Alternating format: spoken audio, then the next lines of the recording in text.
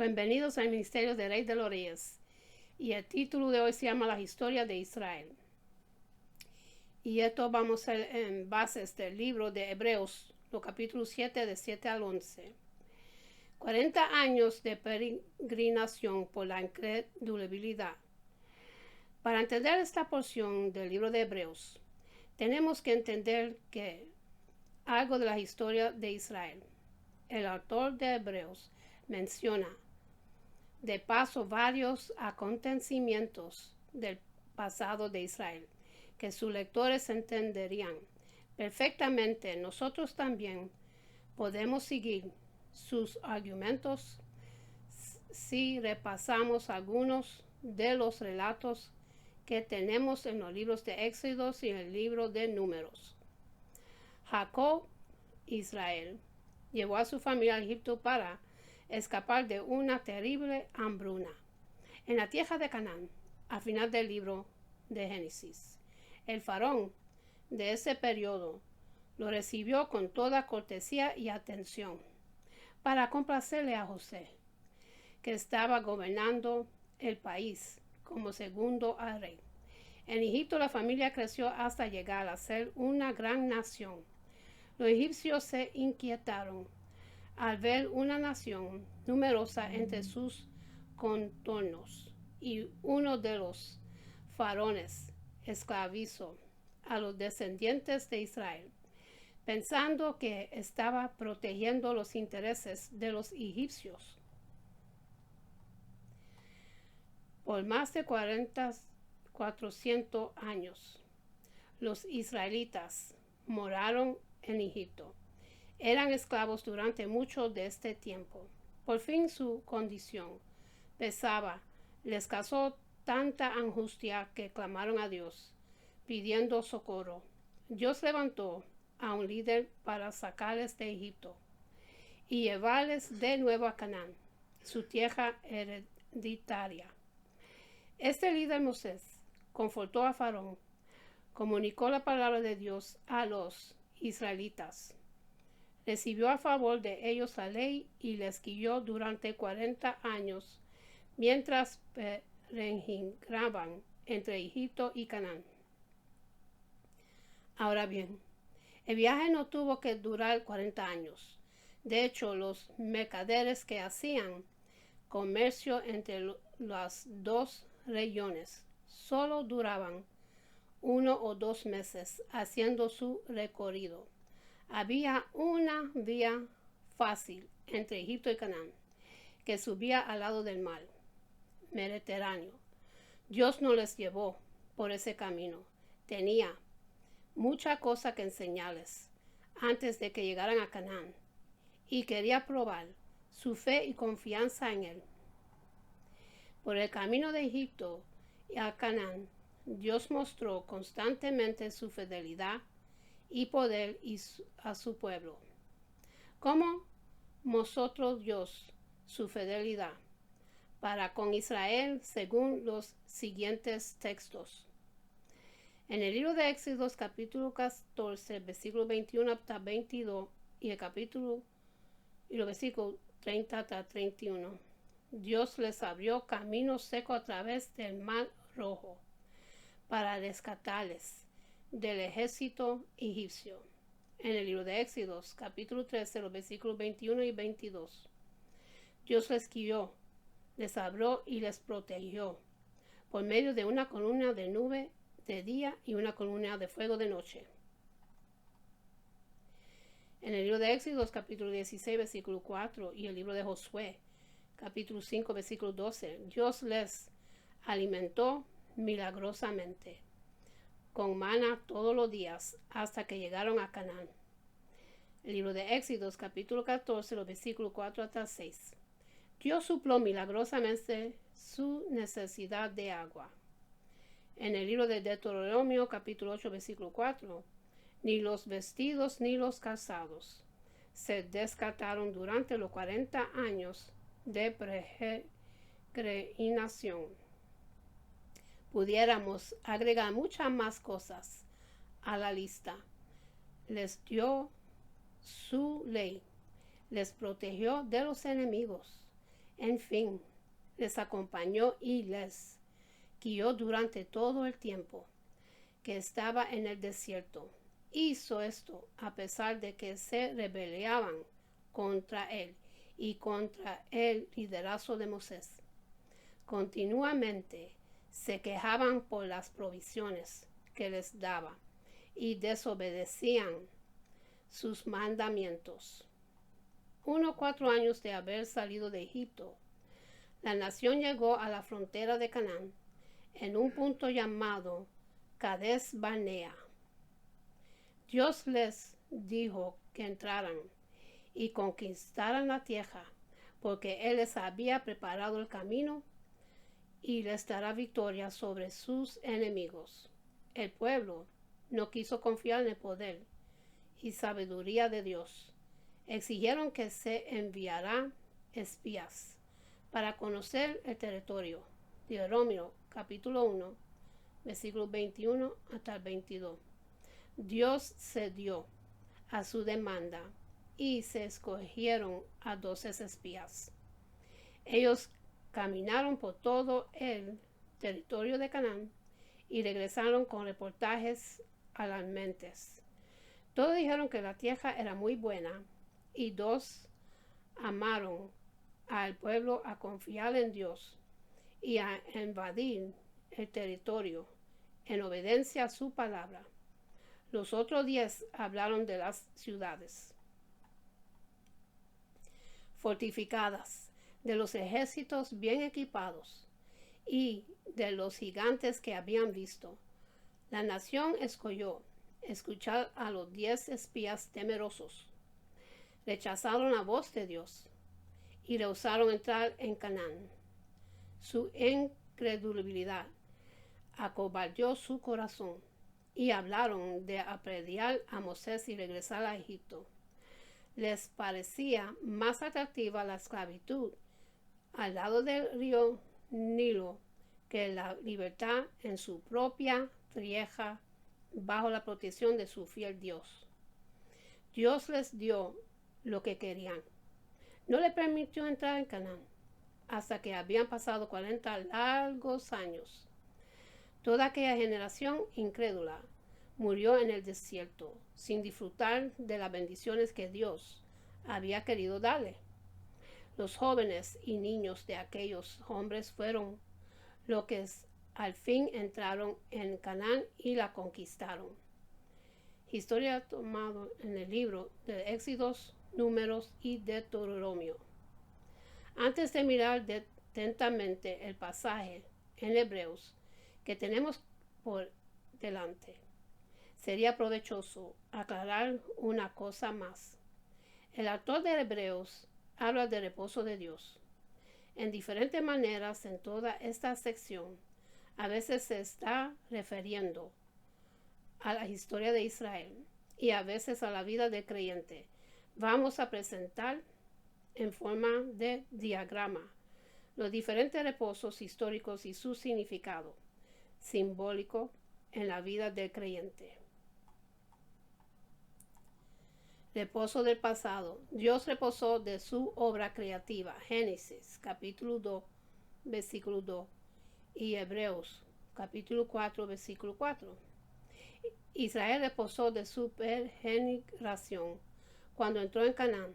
Libro de Deuteronomio capítulo 12, versículo 9 y el libro de Josué capítulo 21, los versículos 43 hasta 45 y el libro de Hebreos capítulo 3, versículo 11. Reposo del presente. El creyente reposa en Cristo cuando recibe la salvación. Mateo capítulo 11, versículo 28. Venid a mí todos los que estáis trabajados y cargados, y yo os daré descansar.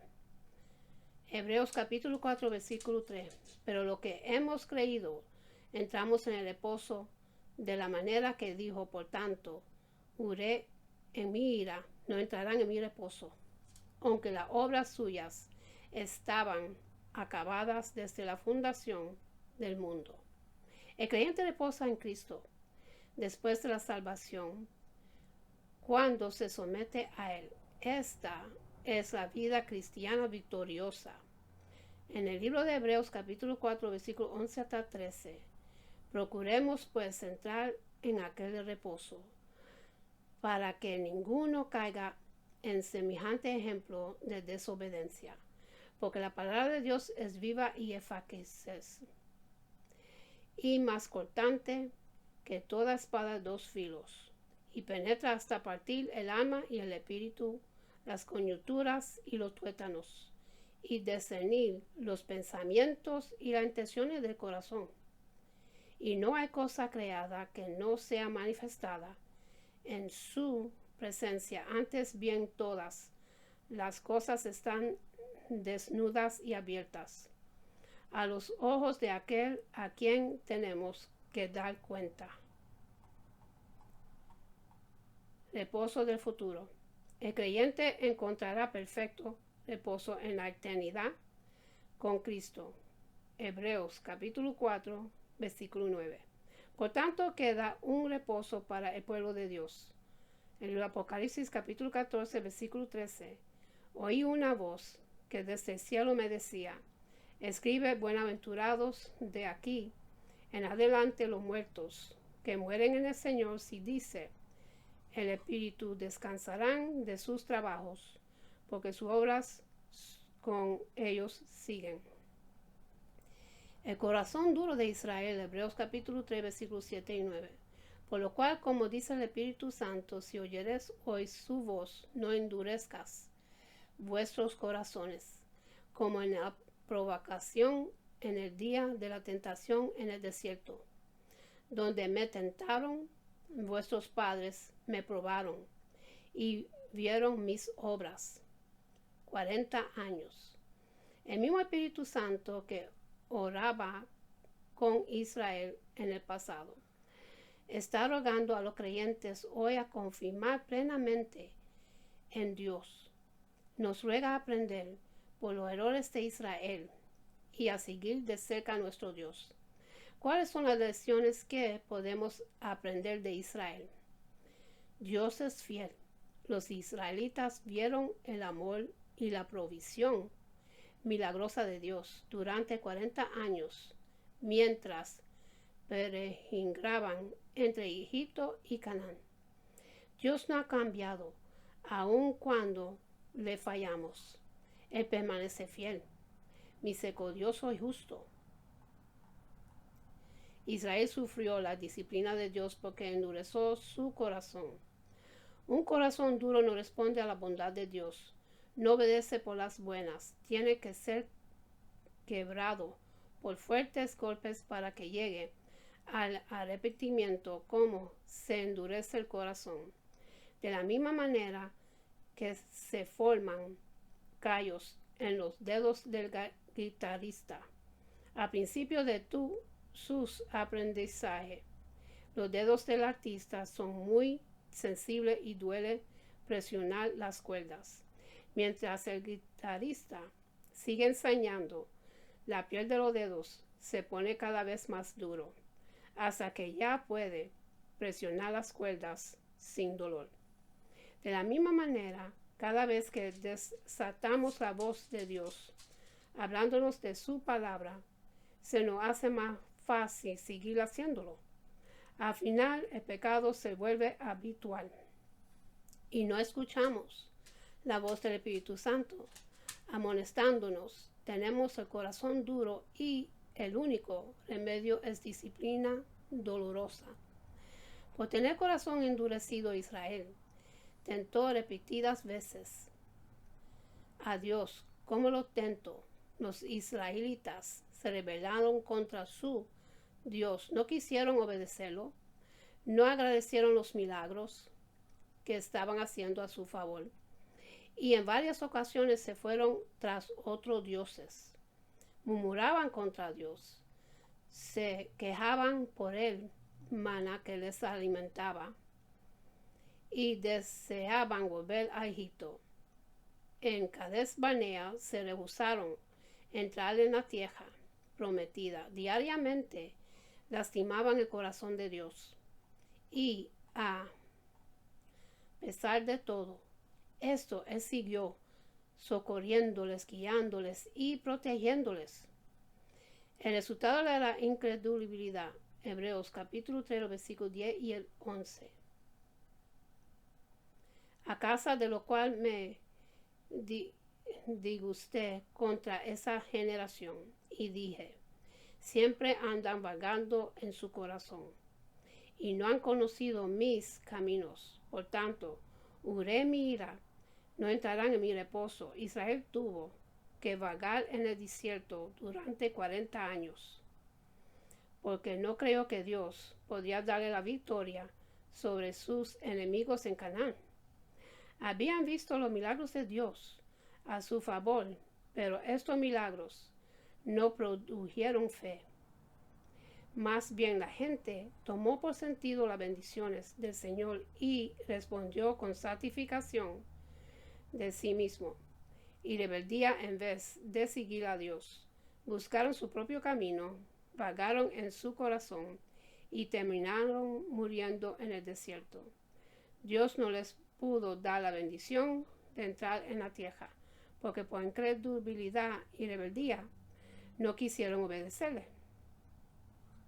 No pudieron entrar en el reposo de Canaán sino todos los de aquella generación, menos Josué y Caleb, murieron en el desierto. Ahora bien, Canaán representaba reposo para Israel en el sentido que al entrar en la tierra podrían construir casas, plantas, huertas y vivir sosegadamente sus días de vagancia en el desierto. Habían terminado. Canaán no representaba libertad de problemas ni de luchas. Dentro de la tierra había enemigos que vencer, tentaciones que soportar y mucho trabajo que hacer. Para el creyente, el reposo de Canaán no representa la eternidad con Cristo. Durante la eternidad no seremos tentados ni tendremos que luchar contra enemigos. El reposo de Canaán representa más bien una vida sometida en obediencia a Dios. Representa una vida controlada por el Espíritu Santo. El libro de Efesios capítulo 5, versículos 18 hasta 21. Representa una vida libre de la ley y de obras muertas. Romanos capítulo 7. El creyente espiritual ha entrado en el reposo de Canaán, en el sentido que no está tratando de vivir la vida espiritual él solo, sino está completamente sometido a la voluntad de su Padre Celestial. Está confiado en Él para proveer lo que necesita para obedecer y está descansando en la obra perfecta que Jesús hizo a su favor. No se le ocurre volver a la vida anterior, porque está disfrutando de la paz y gozo de plena comunión con su Señor. El creyente que está vagando en el desierto es el creyente carnal. Ese individuo es hijo de Dios porque ha creído en Cristo. Lo que pasa es que está dominado por el pecado en su vida. Vive derrotado y a veces duda su salvación. Trata de agradar a Dios por sus propios esfuerzos, cumpliendo la ley a la lista de deberes, y fracasa una y otra vez. Se desanima fácilmente y poco le provoca la lectura bíblica y la oración. Aprende más acerca del creyente carnal en los siguientes versículos. En el 1 de Corintios capítulo 3, versículos 1 hasta 3. El creyente carnal no puede entender bien las cosas espirituales, porque el enfoque está en las cosas de este mundo y en los bienes materiales. Evidencias de la carne en la vida del creyente son celos, contiendas y disensiones. En el libro de Romanos capítulo 8, versículo 5, los pensamientos del creyente carnal están enfocados en sus deseos y apetitos, no en las cosas del Espíritu Santo. El enfoque de su vida es terrenal, no celestial. La carta de Pablo, Galatas, capítulo 5, versículo 13. El Espíritu Santo y la carne están en oposición el uno al otro. En la vida de creyente, el Espíritu Santo nos amonesta a someternos a Dios, mientras la carne nos esclaviza al pecado. La carne, en este sentido, se compone de los deseos, apetitos y hábitos en nosotros que están dominados por la ley del pecado. Galatas capítulo 5, versículo 19 hasta 21. Evidencias de una vida dominada por la carne son pecados relacionados con los apetitos físicos como fornicación y borrachería, pecados relacionados con la religión, como hechicerías y falsas doctrinas, y pecados relacionados con el trato con otros, como enemistades y envidias. Galatas capítulo 6, versículos 7 y el 8. Cosechamos lo que sembramos, de modo que si nuestra vida está llena de las obras de la carne, sufrimos las consecuencias de esta clase de vida. Al estudiar las características del creyente carnal, vemos que muchos de nosotros estamos vagando en el desierto, como lo hizo Israel. No hemos entrado en el reposo de Dios, que Dios tiene para nosotros. Cuando nos sometemos totalmente a Dios, el Espíritu Santo, porque estamos atrapados en el desierto de una vida cristiana derrotada. Precisamente por la misma razón porque los israelitas no pudieron entrar en Canaán. Nuestro corazón se ha endurecido por causa de la falta de confianza en Dios. Y con esto termino, mis hermanos, y para los que quieren recibir a Jesucristo en su corazón, para que su nombre esté escrito en el libro de la vida, repiten conmigo la oración de salvación, para que tú puedas recibir el Espíritu Santo en tu corazón y llenes ese vacío que tú tienes, para que tú puedas recibir el amor y la paz que sobrepasa todo entendimiento que tú siempre has buscado en tu vida. Porque nosotros siempre estamos buscando y no sabemos que lo que nos hace falta es el Espíritu Santo de Dios, que al recibirlo vive entre nosotros y nos ayuda en todo y Él llena ese vacío que tenemos en nuestro corazón. Él nos guía y nos guarda y nos moldea más y más como Cristo Jesús.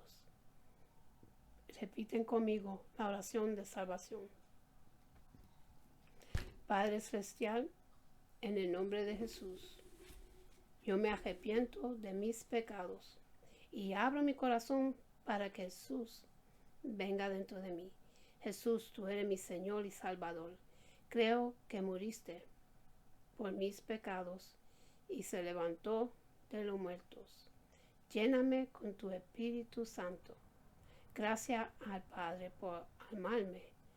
En el nombre de Jesús. Amén. Y en Sejal voy a leer una promesa que es una promesa de bendición y una oración a la vez, que Jehová de los ejércitos, nuestro Padre Celestial, se lo entregó a Moisés para su pueblo, y esto es de buena bendición. Se consigue en el libro de Números, capítulo 6, los versículos 24 hasta 26, dice así: Jehová te bendiga y te guarde. Jehová haga resplandecer su rostro sobre ti, tenga de ti misericordia. Jehová hace sobre ti tu rostro y ponga en ti paz. Con esto termino, mis hermanos. Tenemos que buscar más de Dios porque Cristo viene pronto, viene bien pronto. Ya todas las señales están en este mundo. Todo lo que está escrito en su palabra está sucediendo delante de nuestros ojos. Tenemos que despertar, tenemos que inclinarnos a Dios, porque Cristo viene pronto y va a ser un llanto, que si Él viene y no estemos preparados para su venida y nos quedemos atrás, va a ser un llanto terrible, una tristeza terrible. Busquemos de Dios, mis hermanos, que eso es lo único que tenemos Él nos guía, nos guarda, Él nos sostiene, Él nos da todos nuestros deseos. Más que busquemos de Dios, Él cumple el deseo de cada cual su corazón. Con esto lo dejo, que Dios me lo bendiga y me lo guarde. Que tengan una buena noche y buen amanecer. Y acuérdense a darle gracias a Dios por otro día más de vida. Y hasta la próxima. Amén.